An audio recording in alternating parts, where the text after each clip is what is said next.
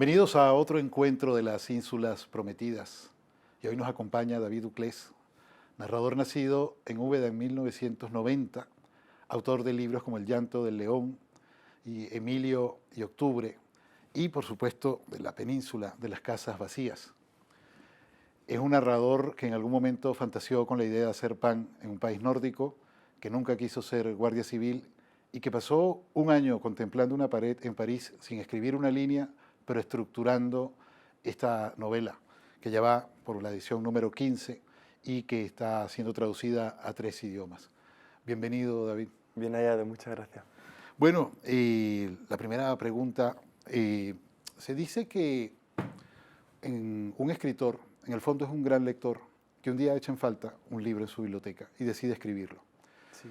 Desde esta perspectiva, y tratando como has tratado en esta novela un tema tan frecuentado en la narrativa española como la guerra civil, ¿cuál fue el impulso? ¿Qué sentías tú que iba a tener tu libro que no tenían otros? Bueno, el impulso principal fue contar la memoria de mi familia y crear un Macondo íbero. Sí echaba en falta un Macondo íbero. Pero lo que más eché en falta a mitad de camino, porque fueron 15 años de creación, a los 8 años de haber empezado, fue una ficción que me narrara toda la guerra civil en un solo tomo.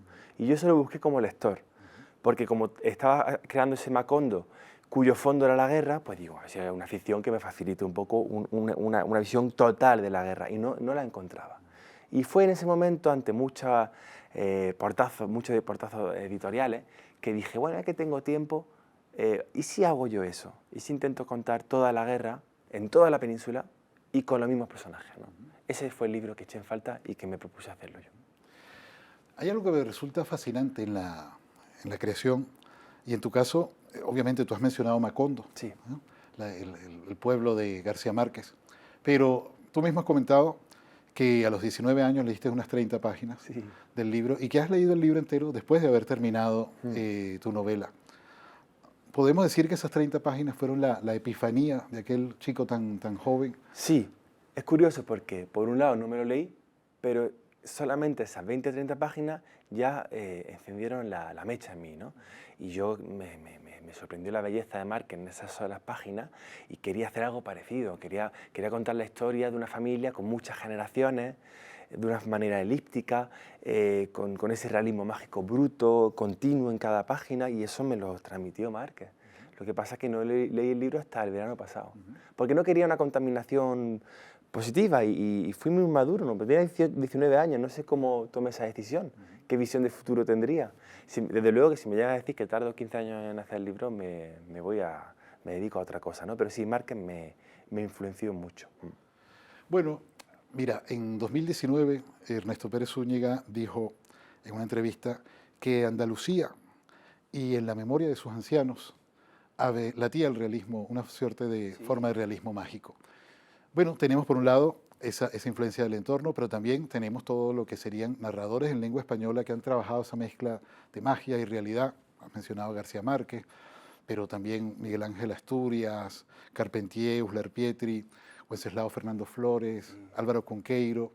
¿Qué crees tú que pesa más a la hora del trabajo de un narrador?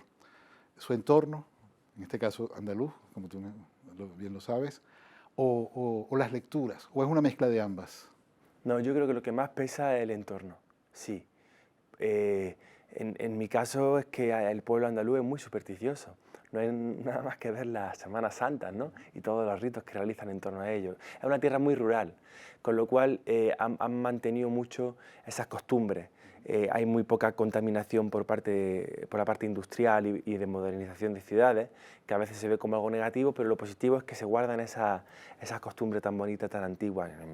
Y en mi caso ha sido eso. Mi abuela, yo tenía un orzuelo y me machacaba un caracol para ponérmelo en el ojo. Y si tenía tos, me hervía hiedra con limón, ¿no? Y si me dolía la barriga, me daba un masaje hacia la derecha, porque ella era la quinta de 5 hermanas, y eso le daba un don, un poder. Todas esas cosas, pues en Andalucía se han mantenido mucho. Y al igual que ocurre en Colombia, también ocurre en tierras más agrestes y insisto, costumbristas, como puede ser en este caso Andalucía. Claro, porque normalmente asociamos estos universos con Galicia y en la literatura española, pero pues, parece que has descubierto ahí una beta. Voy a decir algo, lo de Galicia también, ese auge de su propia mitología, también se incentivó con el franquismo para provocar cierto turismo, ¿no? Y exotización de una tierra. Pero luego a nivel individual, yo que vivo en Galicia muchos años, a nivel individual ellos sí que tienen sus costumbres, pero tampoco conviven con esa mitología de la que tanto se habla en Galicia. Es cierto que lo mismo, hacer una tierra muy rural o marítima y poco asociada, poco molestada por la industria. Creo que fue la tierra a la que más tarde llegó la luz en la península, por ejemplo, ¿no? Pues hace que sus costumbres sean mayores, al igual que en las islas. Cualquier territorio aislado y que se dedique al campo, que en España hay muchísimo, mantiene más esa idiosincrasia. Bueno, esta novela fascinante que los lectores y la crítica están recibiendo con tanto entusiasmo es la creación de un mundo, es el despliegue, el nacimiento de un mundo que se está destruyendo, sí, que incluso pues, evoca esa circularidad de lo que se destruye y se reconstruye y vuelve a comenzar.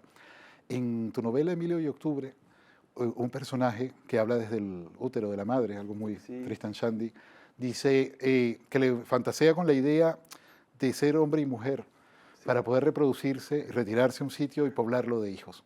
¿Te parece que la creación puede tener algo que ver con este tipo de figura? ¿Cómo la creación? La creación de una novela puede tener algo que ver. Sí, al final uno es demiurgo de sus propias palabras, ¿no? De las páginas. De hecho, mi narrador es muy curioso porque es un narrador en la península que se entromete mucho, que rompe la cuarta pared teatral, que habla con los personajes, que habla con el lector. Y tiene mucho la creación está muy presente. Yo también muestro en el libro, fue a propósito, el esqueleto del libro. Pongo el índice al principio para que el lector vea cómo está todo estructurado y le voy diciendo, voy comunicándole cómo va a ser ese cuerpo geométrico que conforma la península. Las costuras las muestro y las desnudo ante el lector, ¿no? Y eso tiene... Sí, yo no oculto al creador, al contrario, lo expongo mucho.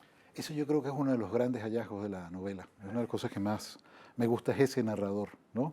Que todo lo sabe, pero que interviene, que rompe la cuarta pared. Una cosa no la sabe, sí, porque no ha llegado a escribir esa página. Claro, pero tiene un conocimiento importante de ese mundo, sí, pero dialoga con los personajes, está allí. Eso introduce pues notas de sorpresa, de cierto humor también. Sí. ¿Cómo llegaste? Pues me parece el elemento fundamental para mí, sí, como lector de este libro, es ese narrador. Llegó por una necesidad imperiosa de necesitar transmitirle al lector ciertas cosas por querer modificar la historia. Es decir, no modificarla, pero sí modificarla, pero sin alterar el contenido. Es decir, yo voy a contarle toda una guerra al lector. Entonces necesito decirle en un momento determinado, esta batalla que dura 6 meses te la voy a contar en solo 2 páginas. Este asedio te lo voy a dar un año antes porque luego hay otro asedio, 2 asedios juntos, los vas a confundir, ¿no? Entonces era una necesidad de organizarle el contenido. Ya es difícil contar toda una guerra como para hacer la novela críptica. Yo no quería hacer una novela críptica, que también tiene su aquel, pero no en este caso. Y así surgió. Lo que pasa luego le encontré el gusto. Y como, insisto, fueron 15 años los que las editoriales me decían constantemente que no, pues por lo menos yo tenía que pasármelo bien. Y yo, pues a bajar y hablar con Miguel Hernández, con Franco, con Unamuno, con mis personajes, era un placer. Y una cosa que solamente me podía facilitar la literatura y la escritura, ¿no?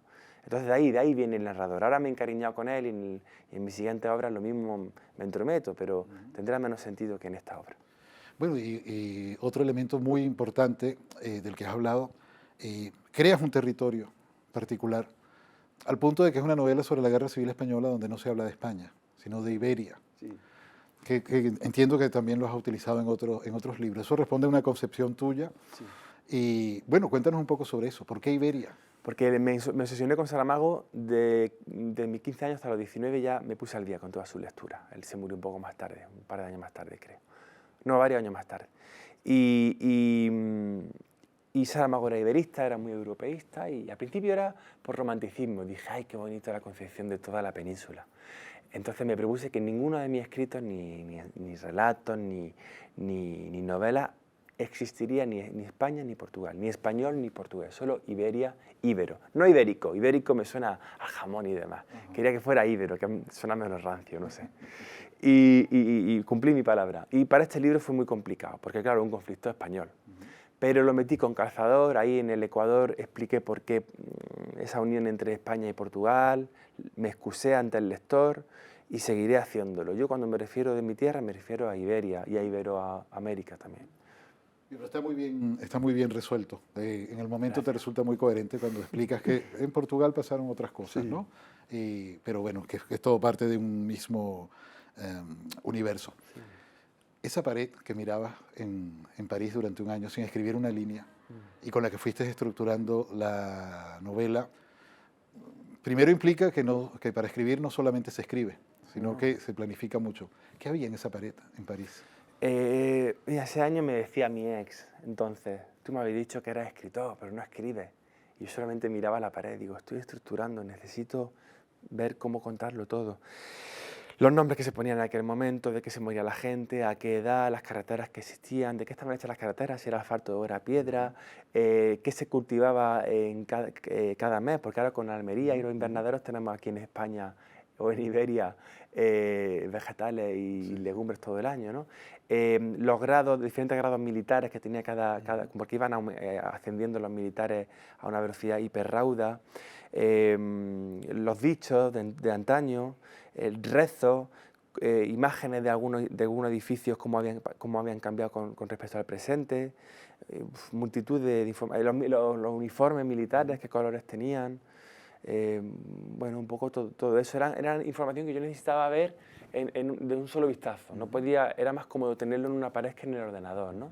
Y sí, tenía un exoesqueleto de la novela a un simple vistazo. Claro.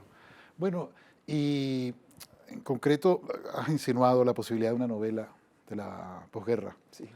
española, que por la manera que trabajas, imaginamos que tardará.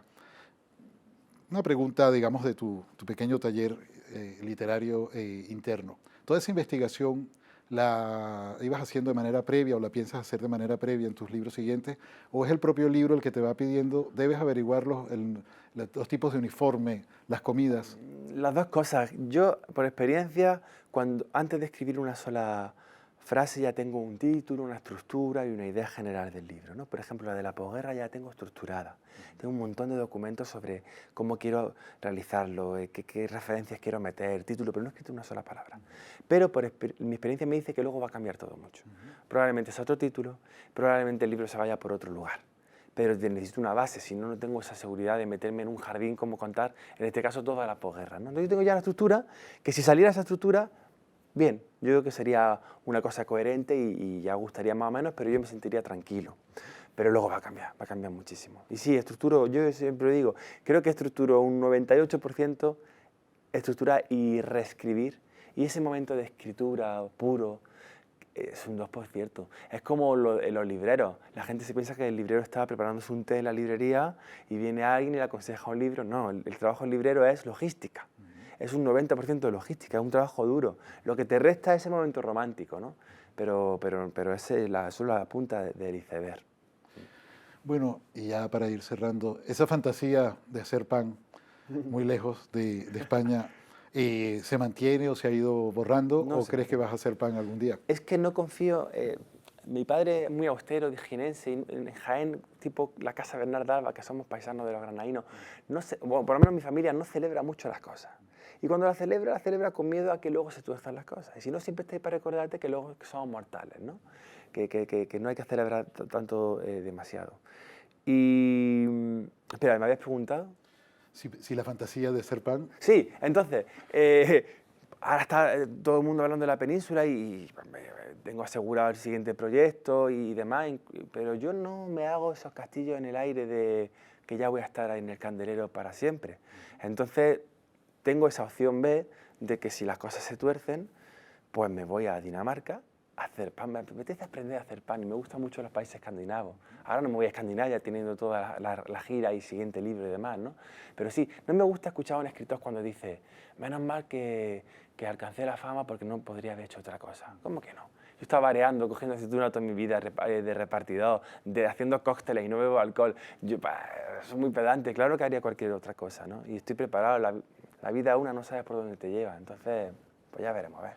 bueno, por el momento digamos que van 15 ediciones, probablemente cuando se esté viendo esta entrevista habrán ocurrido otras. Así que Bueno. aprovechamos simplemente para celebrar y felicitarte por este maravilloso libro que le va a dar una inmensa alegría a los lectores de España, de todo el ámbito de la lengua española y a los lectores que ahora te leerán traducido. Muchísimas gracias por acompañarnos. Muchas gracias, un placer.